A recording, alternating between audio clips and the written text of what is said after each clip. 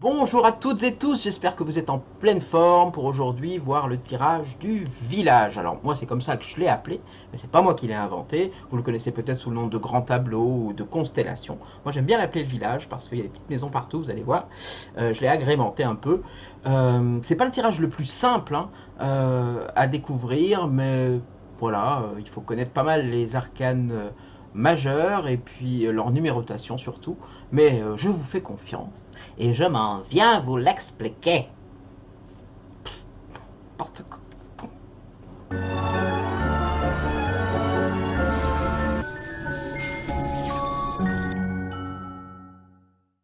Alors aujourd'hui, un tirage que je vous présente, que vous connaissez peut-être sous une forme approximative qui est un petit peu la même. On appelle souvent ça le grand tableau ou la constellation. Moi, je l'appelle souvent le village parce que j'aime bien voir ça comme un village. Je vais vous expliquer pourquoi.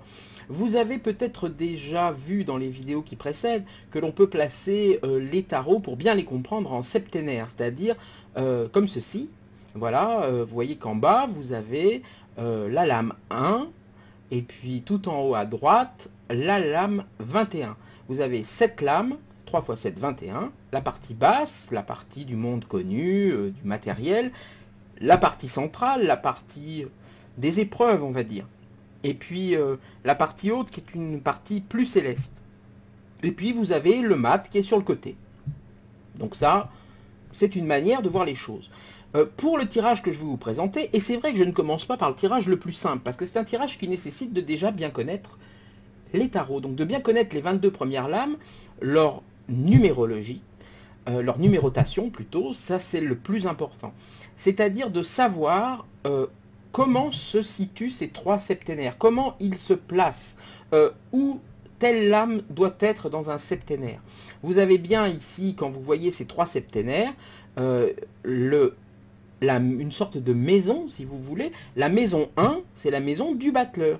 Imaginez que c'est une propriété avec une maison quelque part sur cette propriété, un jardin, ce que vous voulez. Vous l'imaginez comme vous voulez. Si le battleur pouvait se faire construire une maison exactement à son image ou un manoir, quelle tête aurait-il ce manoir? Quelle tête aurait le jardin de ce manoir, l'enclos qui est autour de ce manoir, y aurait-il de la pelouse, des herbes, du gravier, un jardin japonais, enfin, c'est à vous d'imaginer ça. Voilà, si vous imaginez que le battleur, dans ce territoire qui lui est consacré, le territoire 1, avait une maison, un enclos, un manoir, ce que vous voulez, des dépendances, une écurie, enfin, ce que vous voulez, imaginez ce que vous voulez, comment ça serait? Voilà. Ça, vous n'êtes pas obligé de le faire, hein, évidemment. Mais c'est pour vous montrer que... C'est pour ça que j'appelle ça le village. Parce que je vois effectivement que dans le tirage que l'on va faire maintenant, eh bien, c'est un village. C'est les 22 arcanes majeures qui vivent chacun chez eux, là, pour l'instant. Le battleur en 1, la papesse en 2, l'impératrice en 3, voilà, etc. Jusqu'au soleil en 19, au jugement en 20, au monde en 21. Et puis, il y a le mat. Alors le mat, lui, il n'a pas le numéro, donc il n'a pas de maison, le mat. Le mat, il est sur le côté. Le mat, c'est le pèlerin qui va traverser ce village. Donc le pèlerin, c'est vous. Ou alors c'est le consultant. Ou alors c'est vous si vous faites un tirage pour vous-même. C'est pour ça que ce tirage, il est complet, mais il faut connaître la position des lames. C'est-à-dire que vous ne pourrez pas le faire si vous ne savez pas que la justice suit le chariot, que la justice est en 8, que l'arcane 13 est en 13, ça c'est un peu facile. Que la lune c'est le numéro 18 et qu'elle se trouve à cet endroit-là, etc. Donc il faut, mais ça, franchement, il y en a pour quelques minutes, hein, il faut vraiment juste les positionner, puis vous essayez de les apprendre, d'apprendre leur numérologie. Dans les vidéos que j'ai faites précédemment, bien j'ai parlé beaucoup de numérologie.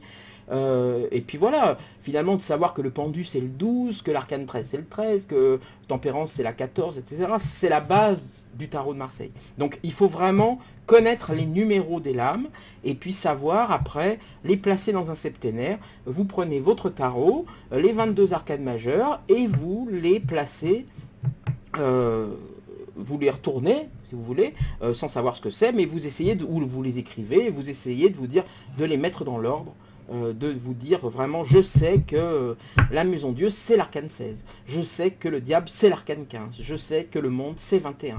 Je sais que, voilà. Vous essayez vraiment, il faut connaître ça. Ce tirage, vous ne pouvez pas le faire si vous ignorez ça. Ces bases-là. Mais ça, ce sont les bases du tarot, et je vous fais confiance pour les connaître, évidemment. Donc, mais vous verrez que ce tirage, il est tellement complet. Vous pouvez faire effectivement, comme je vous le disais dans l'introduction, 1 heure et demie à un consultant de tirage uniquement avec ça. Et vous pouvez faire de la divination, comme vous pouvez faire du développement personnel, c'est-à-dire du tarot psychologique, c'est-à-dire du tarot conseil qui va vraiment essayer d'aller faire résonner dans l'inconscient du consultant des choses qui vont lui faire prendre conscience de certaines autres choses pour pouvoir passer à l'action ou freiner certaines pulsions, ou de pouvoir au contraire accentuer certaines pulsions, de l'aider en tout cas à aller mieux. Donc là on est vraiment dans le développement personnel. C'est une structure de tarot et de tirage qui est vraiment faite pour le développement personnel, mais qui a aussi une vraie part divinatoire. Il ne faut pas faire tant que ça un écart, une différence, une séparation, une limite entre le développement personnel et la divination, parce que c'est quelque chose qui est tout à fait complémentaire et c'est pas loin d'être la même chose. Si vous le faites en développement personnel, vous allez laisser parler des intuitions qui vont peut-être vous donner, même si vous ne croyez pas en la voyance ou en la divination, en la magie, vous allez peut-être laisser parler votre intuition finalement qui va quand même vous dire des choses qui vont se passer, et puis vous allez pouvoir en être averti, vous préparer, etc. Donc voilà, que vous y croyez ou pas, laissez-vous faire. Hein, laissez-vous aller, lâchez prise là-dessus, ne vous dites pas c'est pas sérieux, je suis ridicule, tout ça n'a pas d'importance. Dites-vous que c'est du développement personnel et puis faites de la divination en douce. Hein. Pas de souci. Donc, je vous montre ma jolie boîte. Vous voyez ma jolie petite pochette pour envelopper mes tarots. Ça c'est un petit peu de prétention, c'est pour pouvoir vous la montrer. Je l'adore. Je l'ai trouvé sur internet, ça. Hein. Vous pouvez le trouver vous-même, hein. C'est sur le site, je crois, Etsy, vous savez, un site où il y a beaucoup d'artisans, etc. C'est fait en Angleterre, et c'est en cuir, c'est adapté au tarot, enfin voilà. Quand vous adorerez le tarot, ou si vous adorez le tarot, n'hésitez pas à leur donner un petit écrin magique. Donc, de quoi aurons-nous besoin? Nous aurons besoin des 22 arcanes majeurs uniquement. Moi-même, je le fais, ce grand tirage-là, ce village, je le fais aussi avec les arcanes mineurs. Mais pour l'instant, on va le faire avec les arcanes majeures. C'est beaucoup plus logique, mais moi, je ne suis pas tout à fait logique tout le temps. Mais je le fais avec les arcanes majeures. On a bien les 22, 5, 6, 7, 8, 9, 10, 11, 12, 13, 14, 15, 16, 17, 18, 19, 20, 21, 22. J'ai bien fait de préparer tout à l'avance, comme vous voyez. Donc... on va... alors, ce tirage-là, je vais le faire pour quelqu'un que vous ne connaissez pas, mais que je connais, qui s'appelle... Alors, je ne vais pas donner son prénom, bien évidemment. On va l'appeler Marie. Et je l'ai prévenue, bien sûr. Je lui ai demandé son avis et son accord. Elle me l'a donné. Donc, je vais faire un tirage qui ne lui sera pas... qui va pas être complet du tout. Hein. Là, je vais survoler. C'est vraiment pour vous montrer les différentes strates, les différentes phases qu'on peut faire dans ce type de tirage. Donc comme vous avez vu, les 3 septénaires, vous connaissez la position de chaque lame, vous savez où chaque lame se trouve dans un tirage. Alors maintenant on va faire le mélange des cartes. Alors le mélange, c'est vous qui voyez hein, comment vous le faites, chacun son propre mélange, vous pouvez le faire à l'américaine, vous pouvez le faire comme vous voulez. Moi à l'américaine j'aime pas parce que ça abîme les cartes, mais vous le faites comme vous le sentez. Chacun son type de mélange. Moi j'ai toujours tendance à dire que c'est comme un cuisinier le mélange, c'est-à-dire vous sentez quand c'est prêt. Hein, quand vous avez l'habitude, quand vous avez le... Voilà, vous reniflez, vous sentez que votre jeu il est prêt, hein, si vous voulez. Il n'y aura pas de coupe sur ce tirage, je vous le déconseille pour des raisons que j'ignore, mais que je sens pas. Voilà, vous prenez vos 22 lames, vous les mélangez, et puis quand c'est prêt, vous le saurez. Il va être important là de se concentrer sur le consultant ou sur vous-même quand vous le faites pour vous-même, bien évidemment.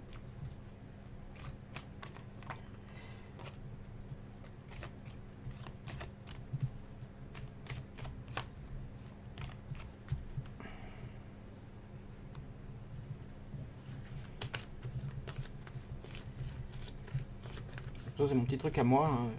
Je le fais toujours au moins une fois dans un mélange, mais je peux rien. Ah, vous avez vu passer, je l'ai vu sur l'écran passer la scan sans nom. Voilà, ça me paraît prêt. Donc là, c'est prêt.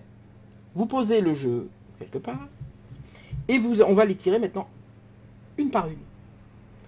On va déjà placer notre mat.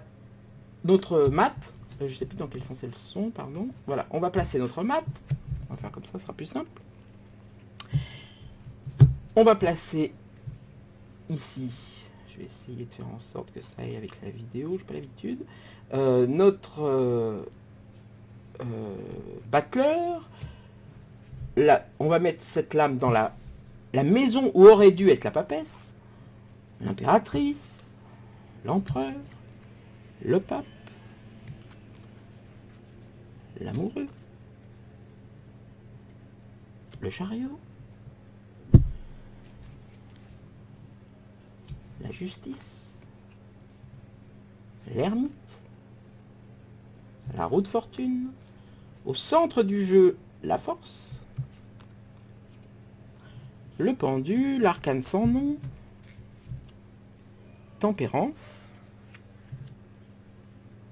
le diable, la maison Dieu, l'étoile, la lune, le soleil, le jugement et le monde. Là, vous avez votre tirage. Vous avez ici le mat, et puis la maison 1. Là, c'est comme si c'était c'est pour ça que j'appelle ça le village. Vous voyez, c'est toutes les maisons du tarot de Marseille des 22 lames. Toutes les maisons qui sont là. Il n'y a pas, pour l'instant, les arcanes, on les a pas retournés. Donc, c'est des maisons vides. Tous les manoirs sont là, avec toutes leurs propriétés, etc. Et puis, il y a le battleur. Alors, la première chose que je regarde, c'est le battleur. C'est-à-dire, c'est le consultant. C'est moi si je le fais pour moi. C'est le consultant si vous le faites pour quelqu'un. On a l'impératrice, ici. Donc, on peut voir que votre consultant ou vous-même, vous êtes dans une énergie, ou êtes dans une énergie d'impératrice. C'est-à-dire une énergie d'envie de créer. Une énergie de vouloir que ça pétille, que ça saute, que ça avance, qu'il se passe des choses. Hein. On a envie de continuer, de finir la création. On a envie de passer à la création. Donc c'est une énergie positive qui est dans le sens ici du consultant. Après, la deuxième chose que moi je vous conseille de regarder, c'est la lame centrale. La lame centrale, cette maison-là, si vous avez l'habitude, vous savez laquelle c'est. C'est la maison 11, c'est la maison centrale du tarot de Marseille. Si vous ajoutez toutes les lames qui sont autour d'elle, c'est-à-dire celle-ci qui est l'emplacement de la lune, donc qui est l'arcane 18 avec l'arcane 4 qui est l'empereur, ça fait bien 18 et 4, 22. Il y a 22 lames dans le tarot de Marseille. Si vous ajoutez la lame 1 et la lame 21, ça fait bien 22. Si vous ajoutez la lame 7, le chariot, avec la lame 15, le diable, vous avez bien 22. Si vous ajoutez la lame 10 et la lame 12, le pendu, vous avez bien 22. Que vous fassiez quoi que ce soit, vous passez par la force. La force est l'arcane central et on obtient chaque fois 22. Donc ça, c'est le territoire de la force. Donc, la question que je vous pose, c'est qu'est-ce qui est en force dans votre tirage?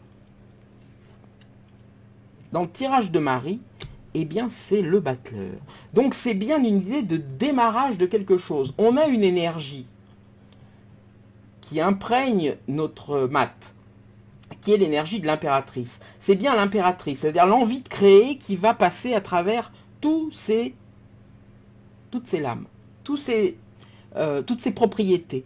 Là, hein, c'est-à-dire ces demeures, ces espaces, ces enclos, toutes ces maisons. C'est bien l'impératrice qui va se balader à l'intérieur de toutes ces maisons avec son énergie de création.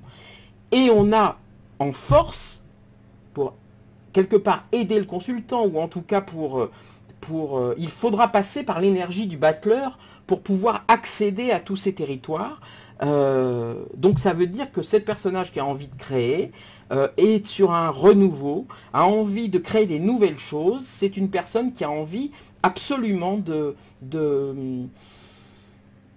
se lancer dans quelque chose de nouveau, qui a envie de démarrer quelque chose. Donc c'est vraiment cette énergie-là. Si Marie m'écoute, elle saura de quoi je parle. Donc on a regardé ces deux forces-là. Maintenant, qu'est-ce qu'on peut regarder? On peut regarder la première lame, c'est-à-dire l'énergie du battleur. C'est quoi? C'est l'ermite, et la dernière lame, c'est le jugement. Ça n'aurait pas été le battleur ici, j'aurais quand même retourné la première. On voit qu'on passe de l'ermite au jugement. Parce qu'on passe de l'arcane, on passe du territoire 1 au territoire 21. Vous voyez, à la maison 1, si vous voulez, à la maison 21. On fait la diagonale, et ça c'est important, c'est pour voir quelque part comme s'il y avait une flèche dans notre tirage qu'on vient de faire aujourd'hui, et on voit bien qu'on passe de l'ermite au jugement. Donc ça veut dire de quelque chose qui est introspectif, qui est un moment, peut-être on sort d'un moment où on s'est retourné sur soi-même, où on a compris des choses sur soi-même, où on est allé chercher des détails, on est allé comprendre enfin des choses sur soi, et on essaye d'écouter l'appel, on essaye de sortir, vous voyez, de renaître, c'est-à-dire de passer quelque part à une autre étape de sa vie, où d'un seul coup les choses, on espère que les choses vont être meilleures. Alors si c'est en développement personnel, on peut voir cet espoir-là, cette énergie d'impératrice qui traverse le tirage, et puis cette envie de nouveauté, ce côté, il faut que ce soit innovant, hein, c'est vraiment ça qu'on voit dans le battleur, pour pouvoir y arriver. Si c'est en divination, eh bien on peut voir que c'est déjà pas mal parti, c'est déjà bien parti, je veux dire pas mal parti, c'est déjà bien parti. On voit qu'on passe d'une énergie de fermeture, alors peut-être qu'il y a d'histoire de confinement et de déconfinement là-dedans, hein, puisqu'on voit que notre ermite, c'est par rapport au jugement, c'est-à-dire que l'ermite, il va dans sa grotte, il regarde les détails un petit peu de son passé, de ses potentialités, il se remet un peu en question, et puis là, il écoute l'appel du soleil, du déconfinement, et il sort de son trou, et donc il y a quelque chose qui va vers l'extériorisation de soi. Bien sûr, dans d'autres tirages, ça pourrait être l'intériorisation, ou la descente, ou la montée, ou voilà, c'est du développement personnel, dans le sens où ça vous aide à voir un petit peu où vous en êtes. Donc, on a regardé ces trois choses principales, c'est-à-dire qui est là, et quel est le sens du tirage, dans quel sens va-t-il? Maintenant, on va continuer. On a vu que c'était le jugement, l'arcane 20, la dernière lame qu'on a tirée. Alors moi, c'est un petit peu ce que je fais à chaque fois. Je me dis, bah, si c'est le jugement, la dernière lame que j'ai tirée, la lame 20, bah, je vais aller voir ce qui se passe en maison 20. Là, je vois que le jugement, il est à côté de la maison 20. Et c'est le diable que j'ai en maison 20. C'est-à-dire, quand dans cette maison, vous pouvez voir tout de suite, alors, dans un premier temps de tirage, je vous dis, il y a plusieurs échelles dans ce tirage. Vous avez tout de suite, moi ce qui me saute aux yeux, ce sont deux personnages ici et deux personnages ici. Hein. Évidemment, avec du bleu ici et du bleu ici. Donc on voit qu'ici, en finalité, on a un personnage, si vous voulez, dans l'arcane du monde, dans la position du monde, la position finale, c'est-à-dire dans ce qui est souhaité, rêvé ou qui va arriver, selon la manière dont vous voyez les choses, vous avez bien une renaissance, quelqu'un qui sort ici. Et dans le jugement, c'est-à-dire dans le côté être appelé, dans ce qui est... Imaginez que le diable, voilà, c'est comme ça qu'il faut vous poser la question, imaginez que le diable, toutes les propriétés sont vides, et le diable, eh bien, on lui a attribué une nouvelle maison, comme ça, pour pouvoir passer pendant une soirée. C'est un jeu que font ces gens dans ce village. Lui, d'un seul coup, il va se confronter à la maison, il va être obligé de s'adapter à la maison du jugement. Donc, à être appelé qui a un sens de renouveau dans le diable. Et ici, le renouveau dans le diable, on voit bien qu'il, ce diable-là, c'est ici à prendre dans le sens de l'amusement, de pouvoir exprimer des choses,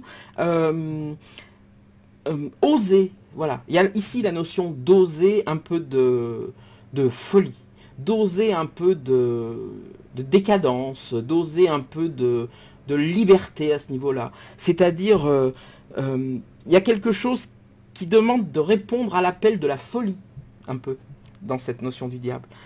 L'arcane 15, donc on va aller voir ce que c'est l'arcane 15. Le diable, il aurait dû être là, c'est-à-dire en position 15. On va aller voir ce qu'il y a en position 15. En position 15, il y a le pendu. Donc là, ben voilà, ça confirme les choses. Vous voyez que le pendu est à l'envers. Ce qu'il faut toujours regarder d'une manière intéressante le pendu à l'envers. Il s'est mis à l'envers, alors on va le laisser à l'envers. Mais ça veut dire que quelque part, c'est-à-dire qu'ici, bien, ça correspond à ça. C'est-à-dire que dans la position du diable, on a un pendu, c'est-à-dire arrête, quelque part, il faut s'arrêter dans cette maison-là, il faut l'accepter, il faut regarder le monde, comment dire, il faut oser la magie. C'est ça que ça dit ici, parce qu'en plus il s'est positionné à l'envers par hasard. Moi je tire pas vraiment les cartes à l'envers, je le fais pas, hein, tirer les arcanes à l'envers, mais ce pendu était à l'envers, donc je le prends comme il est, je me dis que c'est un signe, il aurait dû être comme ça, et il est comme ça, et là ce que je vois tout de suite, eh bien ça veut dire que il faut accepter votre folie, c'est la même chose qu'ici. Donc ici le pendu il aurait dû être là, là je le fais très vite, hein. Évidemment ça vous le faites avec vous-même en vous parlant beaucoup plus, ou alors avec le consultant. La Marie, bien sûr, ça c'est enregistré, donc on va pouvoir revoir ce jeu et puis le faire ensemble, bien évidemment. Ici, qu'est-ce qu'on a dans la position qui aurait dû être celle du pendu, c'est-à-dire la papesse? On a qui aurait dû être celle du pendu. Ici, on a la papesse. La papesse qui aurait dû être là, la papesse en position du pendu. Donc ça veut dire que la papesse, avec ses connaissances, la papesse qui est déjà intériorisée, elle rentre dans une maison où tout s'arrête. Oui. Donc là, il y a une énergie qui nous dit, quelque part, arrête de te prendre la tête. C'est-à-dire que, non seulement tu es un peu molle, mais là, on va carrément te mettre au cachot, quoi. Là, il y a un côté, pour arriver à faire en sorte que la papesse soit encore moins diseuse, il faut vraiment qu'elle soit en position du pendu. Donc, ça veut dire vraiment, quelque part, mets tes doutes au cachot, c'est ça que ça veut dire. Et dans la papesse, qu'est-ce qu'on va trouver? Le chariot, qui nous dit exactement le contraire, qui nous dit exactement, qui nous dit exactement la même chose en fait, qui nous dit, papesse,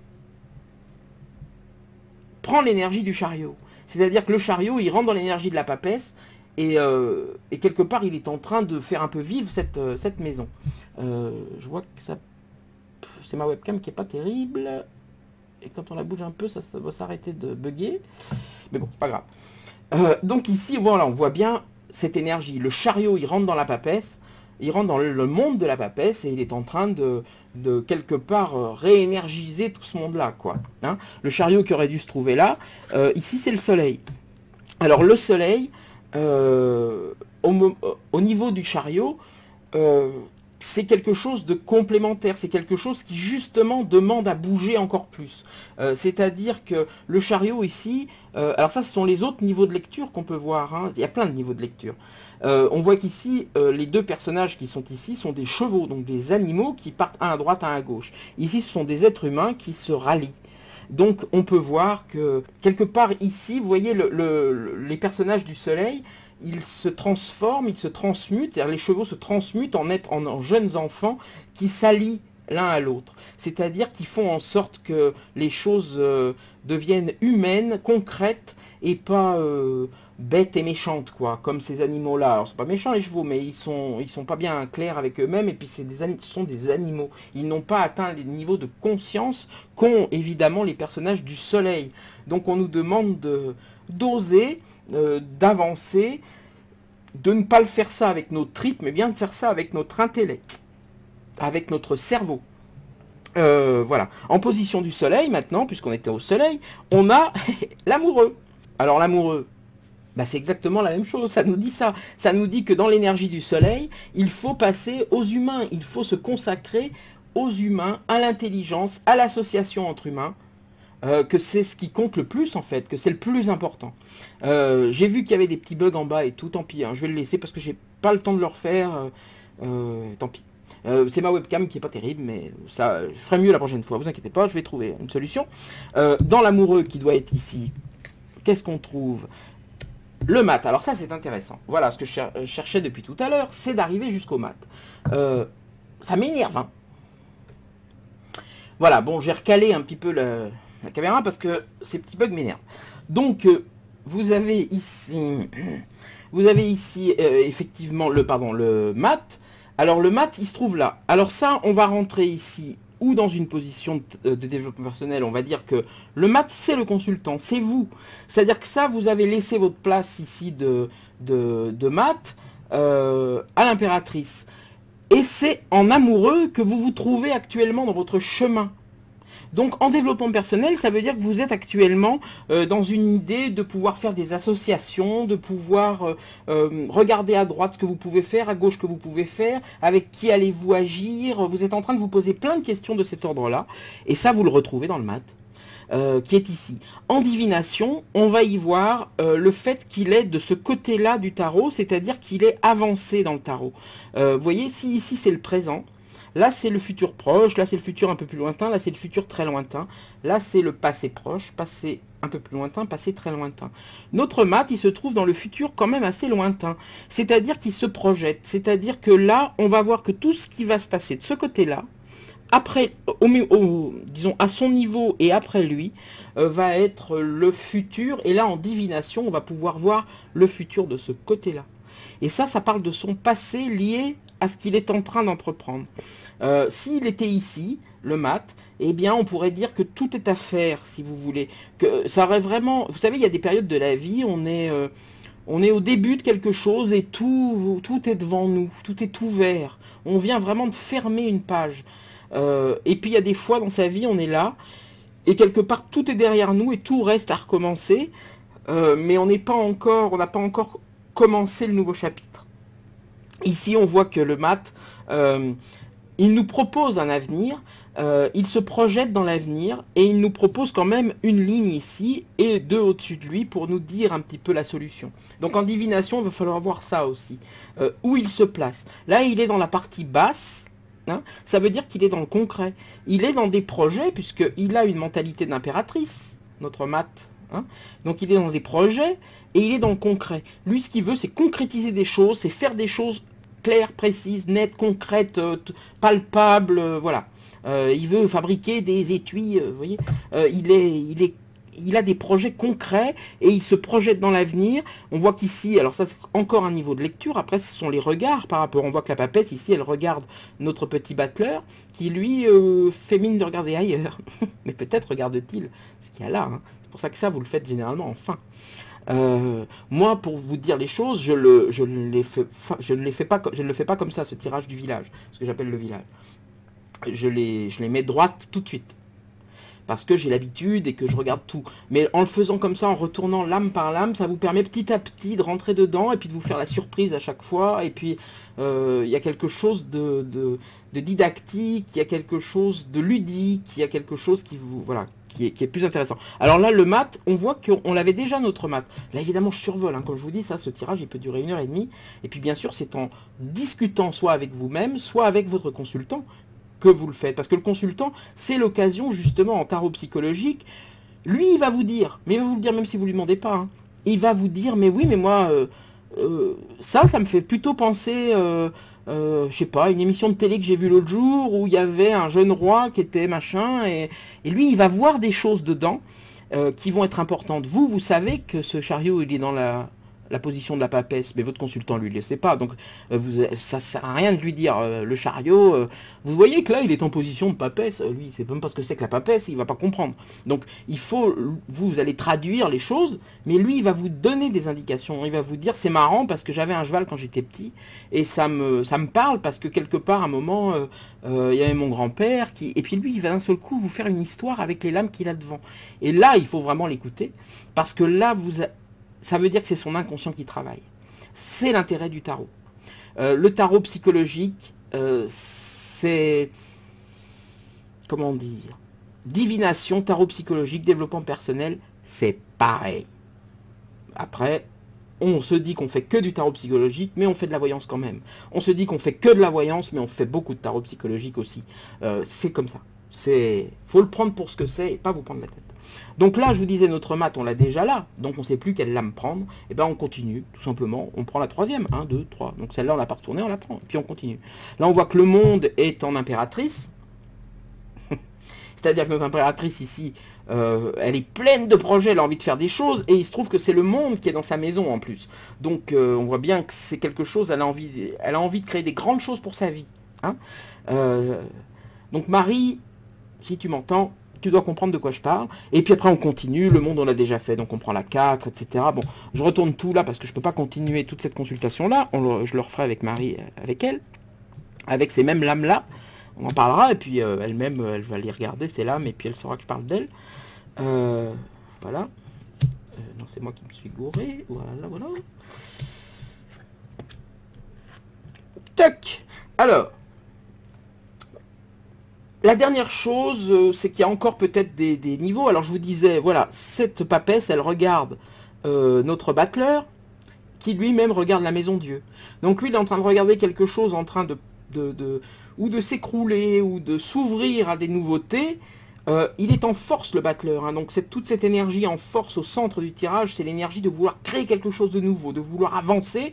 Et pour se donner de l'inspiration, quelque part, il est en train de regarder les forces magiques qui sont en train de s'exprimer. Et derrière lui, il y a la papesse qui lui dit « Mais oh, il y a des connaissances à avoir ». Donc, mais elle le protège en même temps. Donc il y a quelque chose de protecteur de cette papesse sur ce mat, mais il y a tellement de choses. Vous voyez ici que l'arcane 13 est en position 13. L'arcane 13 est à sa position. Donc ça, c'est aussi une des choses à regarder. Quelle lame est dans sa bonne position? J'en vois qu'une, hein, moi. Peut-être que vous en voyez d'autres que moi je vois pas, mais en plus je la regarde à l'envers, moi, parce que je le mets pour vous.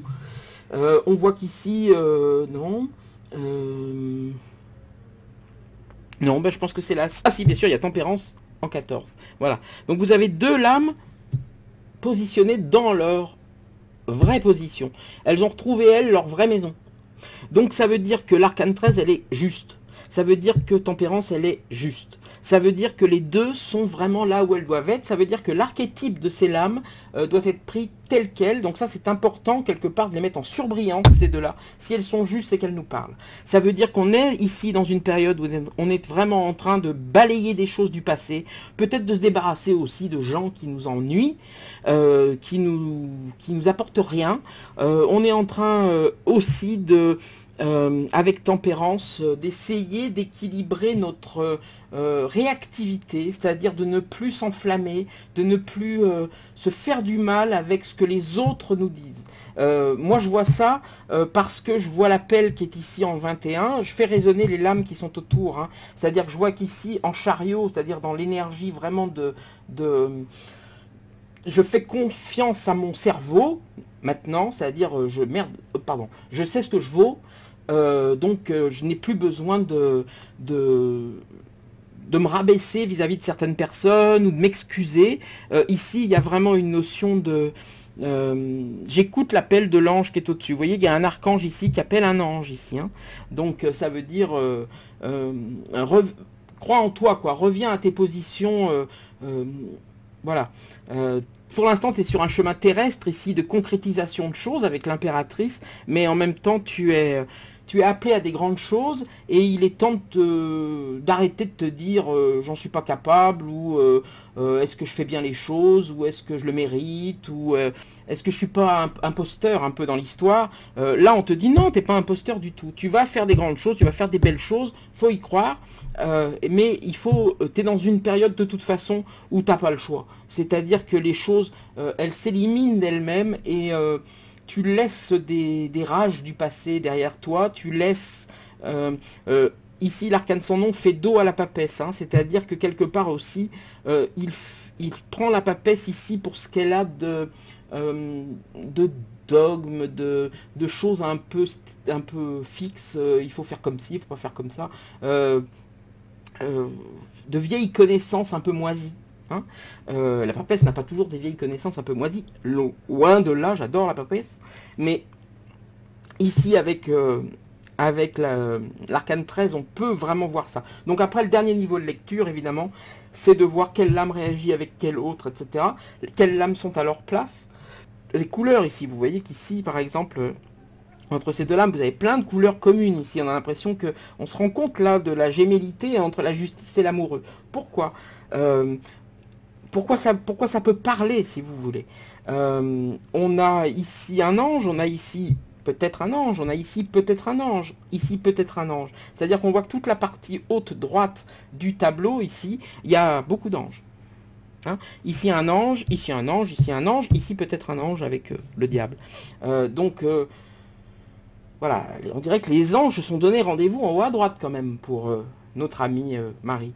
Donc voilà, il y a ce qu'on peut dire pour ce tirage qui peut prendre du temps. Là j'en ai déjà pris beaucoup trop, c'était pour vous l'expliquer un petit peu de cette manière-là. Si vous voulez plus de précision, si vous voulez que ce soit plus clair, dites-le moi, j'essaierai de le refaire plus clairement. Mais voilà. J'espère que ça vous a plu, j'espère que vous avez compris de quoi je parle. Et je vous dis... Et puis si vous avez vu des choses à l'intérieur et tout, n'hésitez pas à me les mettre en commentaire. Hein. Parce que là, c'est vraiment... Il y a beaucoup de choses à dire, évidemment, que je n'ai pas eu le temps de dire là. Et puis, j'ai pas Marie avec moi. Voilà. Donc, je vous dis à très bientôt. Et comme je dis toujours, salut, salut. Au revoir mes petits boudins.